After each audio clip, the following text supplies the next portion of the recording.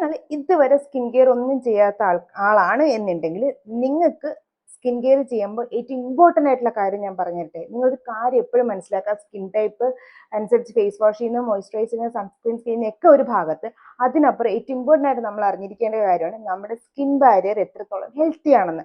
അതനുസരിച്ചിട്ട് പിന്നെ നമ്മൾ സ്കിൻ കെയർ പ്രോഗ്രസ് ചെയ്യുമ്പോഴാണ് അത് ഹെൽത്തി സ്കിൻ ആയിട്ട് മാറുന്നത്.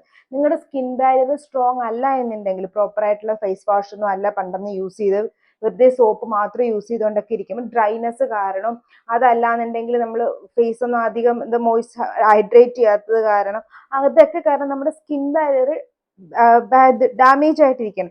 അങ്ങനെ ഇരിക്കുന്ന സ്കിന്നിൽ നമ്മൾ ഒന്നും അറിയാതെ കുറേ സെറമും കുറെ അതുപോലെ എസൻസ് ഒന്നും വാരി തേച്ചു എന്ന് പറഞ്ഞിട്ട് അല്ലെങ്കിൽ ഇട്ടു എന്ന് പറഞ്ഞിട്ട് നമുക്ക് ആ ഒരു റിസൾട്ട് കിട്ടില്ല.